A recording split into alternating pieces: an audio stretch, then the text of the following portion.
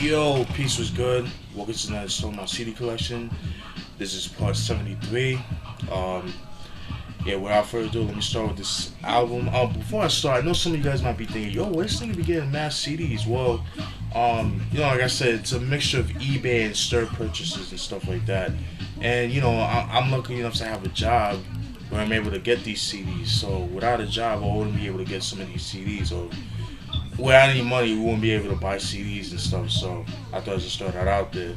But much love to everybody that was showing me love and the support over the years. Much love is much appreciated. I try to try to comment as much as I can and stuff like that. So if I don't take it the wrong way. It's just a lot going on, and me working and shit like that. But enough of that. Let's get into the CDs. First CD, I'm glad I own. I found, been trying to get this for years, and it's 50 Cent's Guess Who's Back. This is released in 2002. You guys by now should know who 50 Cent is. If you don't know, check him out. Go on Wikipedia. But this is like the first. I don't want to say his first official release, but it is. As far as like his underground shit, this is stuff that he's recorded between 1998 and 2002. And the thing is, he recorded this compilation album in Canada because he was somewhat banned of recording studios in New York, or in the US or whatever. So I think in New York specifically. So he had to go to Canada and record all of this shit over here.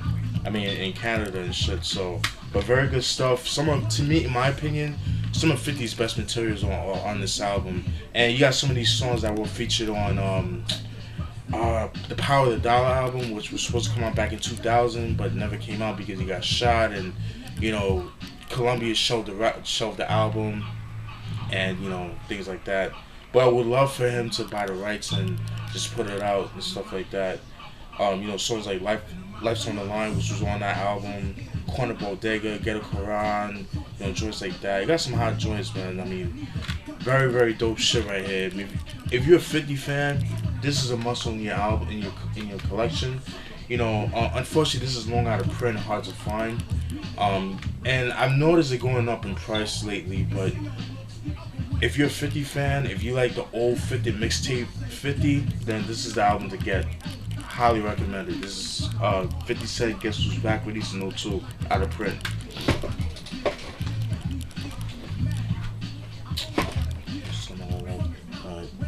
Then we got Ghostface Killah's 8th album, Ghostdini. Ghostdini, Wizard of Poetry in Emerald City, released in 2009. By far, very, very underrated album by Ghostface Killah. I know a lot of people give shit to this album because it's like R&B influence. This is a great album. Don't believe what everybody tell you, because this album is fucking great. I always felt like this was the album Ghost always wanted to make, because he always been like an R&B soul kind of cat. So that's what you got with this album. I mean, he still raps, but he just has R&B cats, R&B people. Like, John Legend, Lloyd, remember Lloyd from Murder Inc., Raheem Devon, you got people, you got Fab, even though he's a MC, but, Ron Browse, you know what I mean? People like that, man. Ron Browse is more of a producer, if anything. Neo, people like that. Very dope album, known for the single, Staples and Sex. Very raunchy, very, very raunchy song, but I love it, you know what I mean? I have no problem with this song. I know people were bitching about Niggas for Life, like that. Oh my god. Listen to Staples and Sex. You would think you listen to a porno, like, put like that. Very dope album, very slept on. Like I said, I always feel like this was the album that Ghostface always wanted to make, but he finally made it, so that's my opinion. Very dope, underrated album. Ghostdini, Wizard of Poetry in Emerald City, released in 2009. Go cop it. Then we got Spice One with his debut album. Been trying to get this album for years. This is his debut album. This was released in 1982. Known for the singles In My Neighborhood and Welcome to the Ghetto. Love this album. It's been years since I heard this album, but yeah, very, very, very dope album. For some reason, this is the only album in the discography that's long out of, well, that's out of print, but it's very expensive. I've noticed it's gone up in price. Every other album you can get for a decent price, but this is like his most expensive one. I don't know if it's because of the record label he was under at the time. Well, obviously he was with Jive Records, but there's one called Triad Records, I think it's called, and that's probably because of that. I'm not sure why, but very dope album, dope early '90s Bay Area hip hop. I mean, Spice One in his prime, in my opinion. You know what I mean? I'm a big fan of his first 4 albums. That's this album, 187 he wrote, America's Nightmare in 1996. That came out in '95. But yeah, very dope album. Highly recommend it. If you can find it, pick it up. It's out of print. It goes for a pretty penny, but I was lucky enough to get it for a decent price. So this is Spice One with Spice One, released in 1992. Then we got DJ Quik with his album Under the Influence, released in 2002. Believe this is his 6th album, because we got Quick as a Name, Safest, no, Way Too Funky, Safest Sound, Minimalism, Balancing Option. Yeah, so this will be his 6th album. Very, very dope album, man. Because usually, you know, when you listen, like I said about the Second to None album, you know, usually a lot of artists that came out from the early '90s when they first come out with their album, whatever, and usually later in their career when they start putting on more albums, usually like their quality of music just start going under. That's not the case with DJ Quik. You know, he still has it. You know what I mean? He's still dope on the production, dope on the lyrics and things like that. I mean, this is no different. This is very dope. Highly recommended. I believe this is him under a different record label, Bungalow Records, I think it's called. You know what I mean? But yeah, very, very dope. Highly recommended, man. Dope shit. If you like DJ Quik, very recommend. I don't know the single of this album. I don't know if it was Trouble. I'm not sure, because I think he released this independently, so that's why there was like no big. I'm not sure if there was any promotion.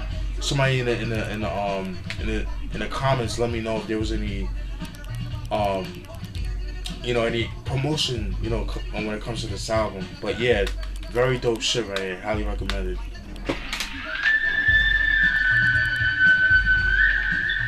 Sorry about that.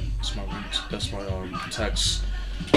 Then we got Marl, In Control Volume 2, released in 1991. This came out 3 years after In Control, which I have the Traffic Edition, which that's the best way to own the album in my opinion. But yeah, this came out in 1991.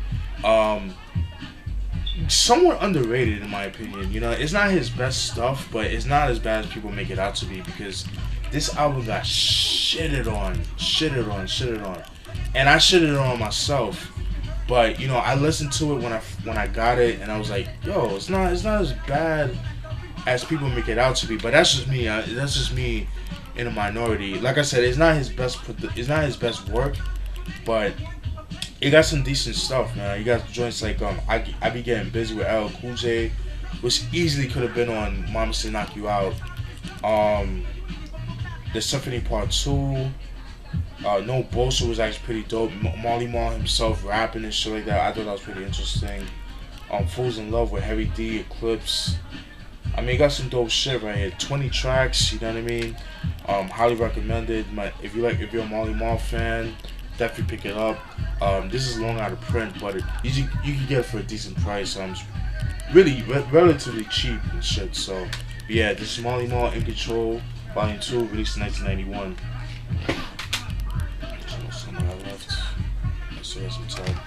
Then this is an album I should have gotten years ago. I remember seeing it at Goodwill, but I never. God damn. Sorry about that. Yeah, I remember seeing this shit at Goodwill, but I never picked it up because I didn't know who they were. But if I would have known who they were and who they were affiliated with, I would have picked it up with the quickness. And that album is Second to None. This is their first album. This was released in 1991. like I told you guys before, I showed you guys last night their second album, the Class of 220 that came out in 1999. This came out in 1991. Like I said, they're from Compton. This came out, like I said, 1991. They were under DJ Quik. DJ Quik does all the beats and things like that. The singles off this album, I believe, are "If You Want It" and there's another single. I just don't remember the name of it, but I know "If You Want It" was definitely one of the singles. Very dope, early '90s West Coast hip hop. Very, very dope. Highly recommended. Some of DJ Quik's best production on it are on this album. You know what I mean? If you like that early DJ Quik sound, you know, from Way Too Funky, Quik is the Name, Paid the Cost by a Penthouse Players. Quik was I need to get my hands on, but that is long out of print. You know, goes for stupid money. You know what I mean? But I'm just checking how much time, because I put myself in the timer. So, but yeah, very dope shit right here. Highly recommended. You can find it, pick it up. Usually goes for good money, not expensive, for a decent price and stuff like that. Very dope. Then, still on the DJ Quik vein, if that makes sense, is my dude AMG with Ballin, Out of Control, released in 1995. This is the second album. I have his first album. Forgot the name of it. Can't think of it. I have so much CDs, so it's kind of hard to like keep up and shit. But this is when him and DJ Quik had a falling out and shit like that. And I've mentioned that in my Safe and Sound review that I did from DJ Quik. But this is when him and DJ Quik were going at each other and stuff like that. So he did all the production and things like that. It's actually not bad. It's actually pretty good. Dope West Coast hip hop, mid '90s hip hop and shit like that. If you guys know AMG, you know he's all about the sex rhymes and things like that. You know what I mean? As well as gangster shit, but he's mostly known for his sex rhymes and things like that. But yeah, AMG, Blown Out of Control, just released in 1995. And we got Ghostface Killah's More Fish. This was released in 2006, the same year as Fish Scale. I believe this came out, I want to say like 6 or 7 months after Fish Scale. This is pretty much songs that were left off for Fish Scale that didn't make the album, that didn't make the cut. So these are the songs that he put on this album just to make it up for lost times and things like that. So if you was to put this and Fish Scale next together, this would be like a double disc album. So that's how I see it anyways. But good shit right here. The singles off the album is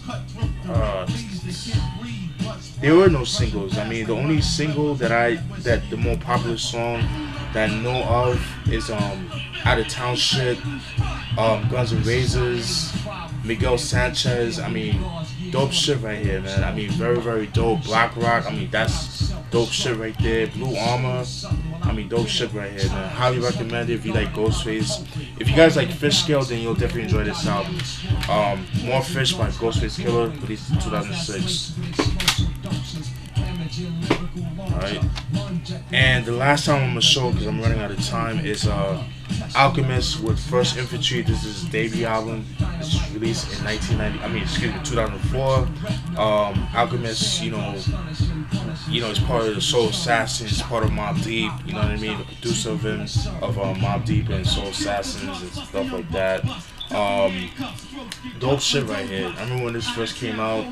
I mean, niggas was going in on this album, man. I mean, I remember going to New York at that summer of 2004. Niggas just blasting this album and America's Nightmare by Mobb Deep and fucking dope shit. Alchemist. I mean, Alchemist over the years, man, has gotten better and better, and that's not the case with this album. The production on this album is just fucking dope, man. I mean, you can't go wrong with this. Hold You Down, which was a single. That was the biggest single of the album. Very dope shit right here. I mean, D Block to QB. Oh my god, that song is fire. But I'm running out of time. Dope QB shit right here. And that's it, folks. Stay tuned for more. Alright, that's my time. Hope you guys enjoyed that video. I'll record the rest later on. Alright, peace.